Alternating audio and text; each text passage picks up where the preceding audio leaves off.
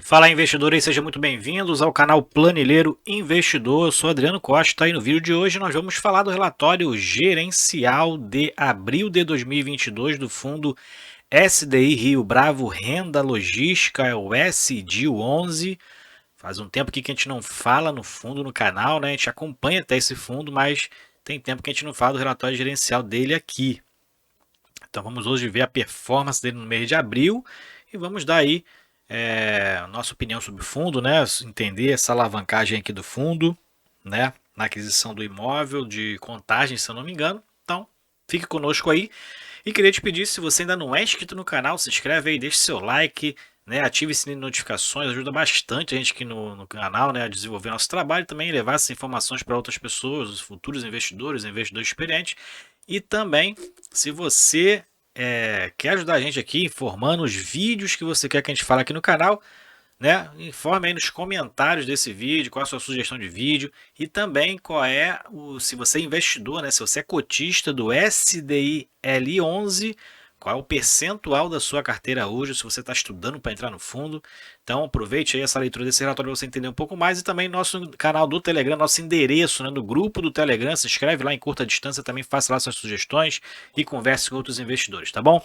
Esse relatório gerencial vai estar na descrição do vídeo para você baixar e fazer uma leitura mais detalhada aí sobre o SDI Rio Bravo Renda Logística. Então vamos lá, relatório gerencial de abril do SDI11, fundo de logística, né, da Telius e da Rio Bravo, né? São ambos aí, um administrador, outro é gestor.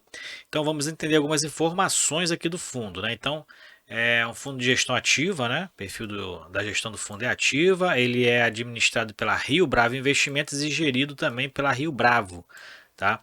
A taxa de administração, porque na verdade aqui é uma gestão conjunta, né? Entre a Telius e a Rio Bravo Investimentos. A taxa de administração e gestão é de 0,84% sobre o valor de mercado, tem um valor mínimo aqui, né? Estipulado aqui, reajustado pelo IGPM, e o patrimônio líquido do fundo hoje é 623 milhões e meio, referentes aí a março. O início do fundo foi lá em novembro de 2012, então esse ano o fundo fazendo 10 anos, né, de mercado. Quantidade de cotas aí 6.395.000 e tem hoje atualmente aí na sua carteira de cotistas 54.118. Eu não sou um desses cotistas, já fui, não sou mais, tem outros 5 fundos de logística na minha carteira, né? E vou dar minha opinião sobre o fundo aí no final do vídeo. Bom, vamos lá seguindo aqui, né? Aqui tem o objetivo do fundo, né? Esses relatórios da Rio Bravo são bem padronizados, né? A gente fez o relatório aqui da leitura do RBVA11, tem o mesmo perfil aqui, a organização muito boa. Então aqui tem a política e a política de investimento, né? O objetivo do fundo é investir em imóveis, né, para locação, aquisição, ganho de capital de logística, de natureza logística industrial, notadamente os galpões logísticos nas regiões metropolitanas das principais capitais do país. Bom, aqui é os destaques do mês, então foco na localização, né? Os destaques, na verdade, da gestão, né? O que a gestão mira, né? Como destaque aí para fazer um investimento num imóvel, né? Então foco na localização, a localização é importante realmente para um fundo de logística, né? Perto dos modais, principais modais aí, rodovias, né? Ferrovias, se for o caso, né? Ferrovias e portos e aeroportos também tem que ser importante. Ele foca também na estratégia Last Mile, que é estar próximo aí dos grandes centros populacionais, né, para poder encurtar a distância, por exemplo, de entrega de certa encomenda para o consumidor final. Tanto é que tem um imóvel, né, que ele é um centro logístico do Correios, né, o que gera mais renda hoje aí no SD11 é um imóvel lá de Contagem, que é exatamente dos Correios para entrega de encomendas, né? Qualidade dos ativos, imóveis de última geração, né? Então imóveis aí que seja aí bom para competitividade, né? E um portfólio aí moderno.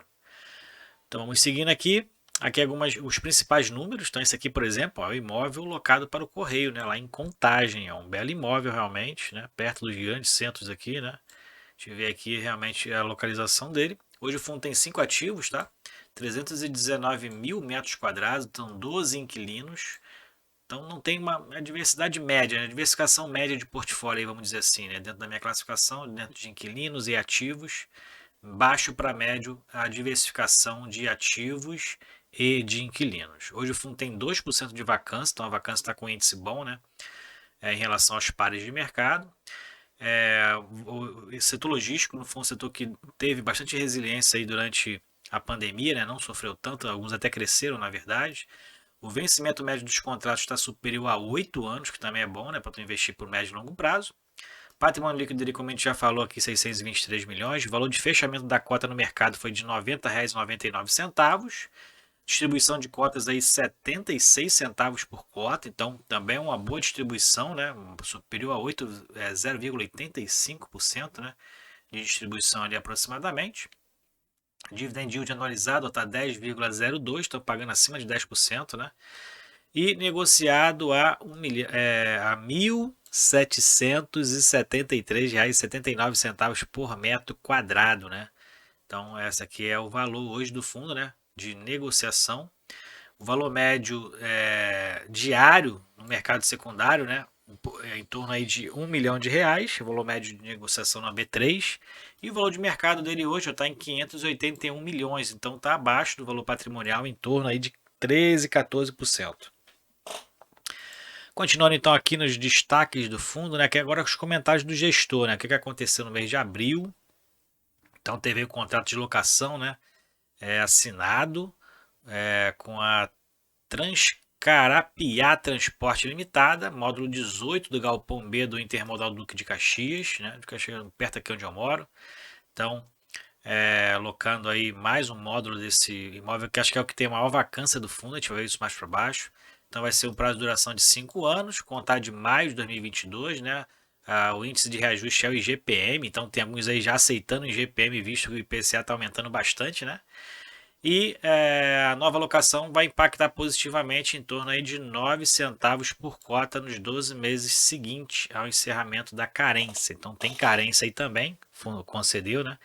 E alguns utilizando disso, inclusive, para poder ocupar, né, os imóveis, os lajes corporativas, né, os imóveis logísticos, utilizando essa forma aí também para chamar os inquilinos, né. O fundo, então, em abril distribuiu, referente a abril, né, distribuiu 76 centavos pagos em maio, e o fundo segue, então, aí a expectativa de distribuição linearizada, né. Essa é a política também do fundo. O valor distribuído, dividend yield anualizado, a gente já falou, acima de 10%, fechou a R$ 90,99. E no mês de abril foi assinado um novo contrato de locação, exatamente no que a gente já falou no último Duque de Caxias, que reduziu a vacância do fundo, né, como um todo, para 2%. Então, a vacância aí está bem equilibrada. Aqui obras do Galpão Guarulhos. Então segue aí a obra, né? Inclusive esse imóvel aqui que está em obra, né? O fundo investindo aí mais de 10 milhões nessa obra, já está pré-locada para futura tintas. Então está aí na fase 2, está evoluindo a obra e já está pré-locado, né? E a obra tem previsão de conclusão aqui em julho de 2022. Então o fundo realizando as obras. Aqui é uma alavancagem que o fundo fez, né? Para pagamento da última parcela do imóvel lá de Contagem, exatamente o imóvel que gera em mais de 40%, quem é responsável por mais de 40% da receita do fundo, então tem uma relevância bastante importante, foi uma bela aquisição do fundo, né, uma boa aquisição do fundo aí na geração de receita, né, o vencimento aqui dessa securitização de 160 milhões de reais, esse foi o lastro, esse foi o valor, né, total entre pagamento das parcelas e o custo da aquisição, né, o serviço da dívida, e o lastro dessas duas séries que me foi emitida os aluguéis do contrato de locação do imóvel do Correio lá em Contagem, né, que é exatamente o que foi pago com essa parcela, então o aluguel dele foi dado como garantia, vamos dizer assim, né. Então uma alavancagem que na primeira série é CDI mais 2% e na segunda série IPCA mais 7,12%. Tá? Tem aqui as carências, né, os pré-pagamentos, então é uma alavancagem, né, que representa em torno aí de 1/4 dos ativos do fundo, né, do patrimônio líquido do fundo. Né? Essa é a relação da dívida em relação ao patrimônio líquido, 25%.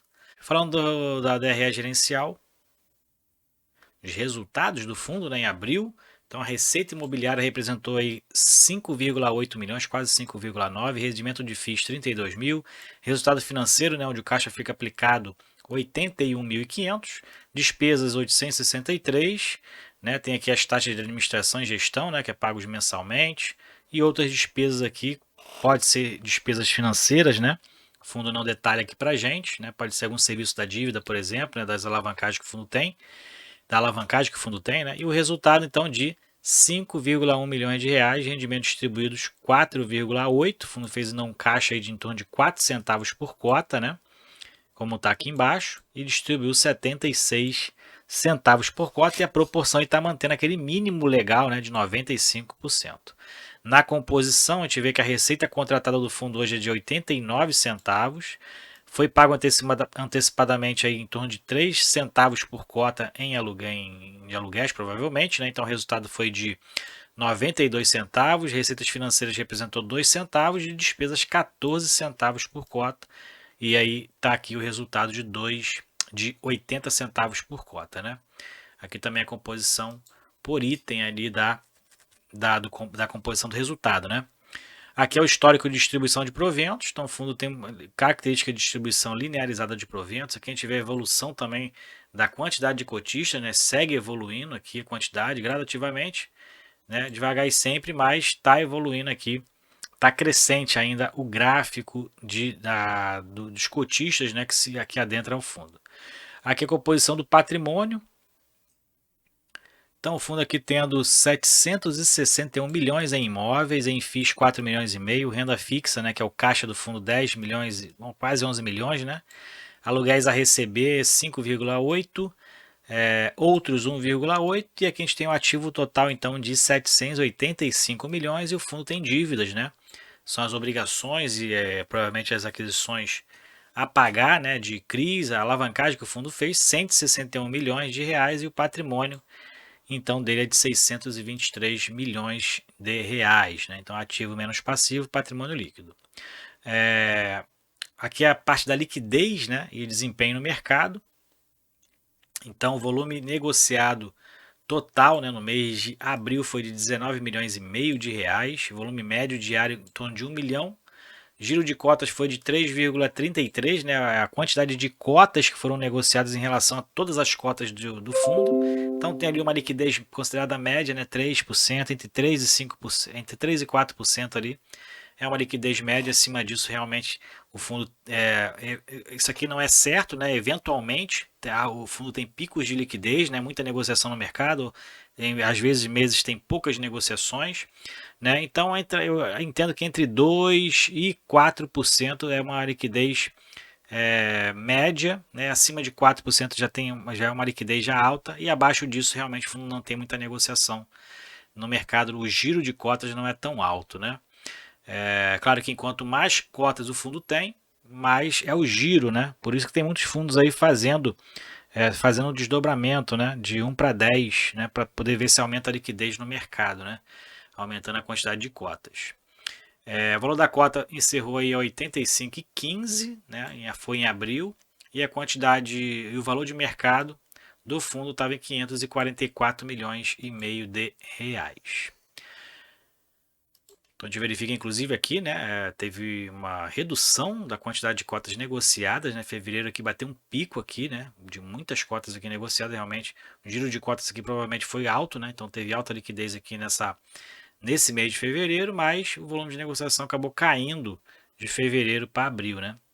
Aqui são as localizações do patrimônio do fundo, então Rio de Janeiro, São Paulo e Minas Gerais, onde estão os imóveis, né? Tem aqui Duque de Caxias, né? São 2 imóveis aqui no Rio de Janeiro, 2 em São Paulo e 1 em Minas Gerais, que é o de Contagem, que tem maior representatividade então do fundo. Aqui é o detalhe de cada um do portfólio, né? Então a gente tem aqui a representação da receita contratada, ó, maior 40,4%. Está exatamente no centro logístico Contagem, né, que tem a maior também área bruta locável, 121 mil metros quadrados, e é um contrato atípico, né? Então só tem contratos já atípicos aqui no fundo também, ó, atípicos, atípico, né? Então o fundo tem mais ou menos metade ali entre contratos típicos e atípicos, né? Então tem essa diversidade. Tem 5 imóveis aí então, em torno de 12 inquilinos dentro dos imóveis e tem uma vacância de apenas 2%, né? O tipo de contrato, como eu falei, está praticamente meia ali típicos e atípicos, mais uma quantidade maior de contratos típicos. Indexadores, a maioria são indexados pelo IPCA, os reajustes, né, anuais. 66% são reajustados pelo IPCA e o restante pelo IGPM.